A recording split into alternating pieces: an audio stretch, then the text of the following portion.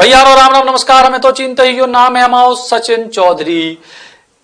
एक बार फिर से राय तो लेके हम हाजिर हैं। जी हाँ, राजनीति को राय तो जो मध्य प्रदेश की राजनीति में बगल रहे लगातार अलग अलग विधानसभा सीटों पे, वो हम आपके सामने विस्तार से करके बता रहे हैं। आज बारी है निवाड़ी जिला की, पृथ्वीपुर विधानसभा की। हाँ, एक तरीके से अगर कही जाए तो जहाँ टीकमगढ़ और निवाड़ी दो ही जिला में आउट का है। पृथ्वीपुर विधानसभा को कछु हिस्सा टीकमगढ़ जिला में भी आउट और ज्यादातर हिस्सा निवाड़ी जिला में भी आउट है। सो इतने की बात कर रहे हैं और इतने जी तरीके से राजनीतिक बिसात बिछ रही है। एक बार फिर से माने जा रहा है कि जो वीआईपी चुनाव हुई है और ये चुनाव पे सबकी नजर हुई है और इतने सीधे तौर पे बड़े दंगल की तैयारी है। शुरुआत भारतीय जनता पार्टी के दावेदारों से करें या कांग्रेस से करें, कोई से भी शुरू कर लें। सो चलो कांग्रेस से ही शुरू करें। कांग्रेस से काय कहते इकलौते दावेदार हैं नितिन सिंह राठौर, जो मध्य प्रदेश के पूर्व मंत्री बृजेंद्र सिंह राठौर के बेटा हैं। पिछली बेर पिता के निधन के बाद उनकी जो है उतने सीट खाली भई, उसके बाद नितिन सिंह राठौर कांग्रेस के टिकट पर चुनाव लड़े और बड़े अंतर से नितिन सिंह राठौर हार गए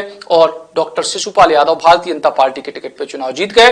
डॉक्टर शिशुपाल यादव पूर्व में समाजवादी पार्टी के टिकट पर चुनाव लड़े थे और कछु अंतर से भी बृजेंद्र सिंह राठौर से हार गए थे। लेकिन जब उपचुनाव भाव सो पूरी पार्टी को एकजुट करने में कामयाबी मिल गई एक तरीके से, और उस समय के जितने भी दावेदार थे उन सबसे कह दी गई कि अब शांत रहो, आगे आपको मौका दें, और सब एकजुट होकर लग गए। और इसके संग नितिन सिंह राठौर ने जो भी आरोप लगाए थे कि शासन प्रशासन के दम पे जो पूरा चुनाव भाव, लेकिन जो भी कछु भाव परिणाम सामने है तो कि नितिन सिंह राठौर चुनाव हार गए थे, डॉक्टर शिशुपाल यादव चुनाव जीत गए थे। लेकिन इसके बाद भी नितिन सिंह राठौर लगातार सक्रिय हैं, क्षेत्र में सक्रिय हैं, क्षेत्र के मुद्दों को उठा रहे हैं और कांग्रेस पार्टी से इकलौते दावेदार के तौर पे भी पृथ्वीपुर विधानसभा में हैं।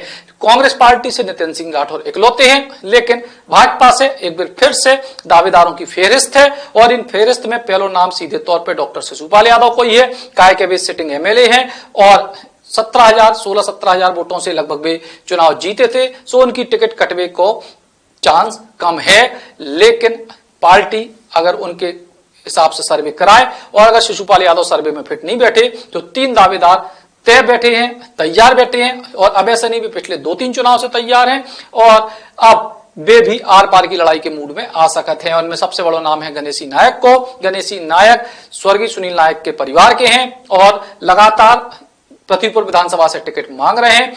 दरअसल 2013 में अनीता नायक को टिकट मिली थी, जो स्वर्गीय सुनील नायक की पत्नी है, और वे चुनाव जीत गई थी। इसके बाद 2018 में भारतीय जनता पार्टी ने अभय यादव को टिकट दी और डॉक्टर शिशुपाल यादव समाजवादी पार्टी के टिकट पर लड़े। सो अभय यादव को टिकट मिलने के विरोध में ज्यादातर भाजपाइयों पर आरोप लगे कि उन्होंने शिशुपाल यादव के पक्ष में काम करे, लेकिन इसे शिशुपाल यादव मजबूत हो गए और अब वे शिशुपाल यादव स्थानीय भाजपाइयों पर भारी पड़ने लगे।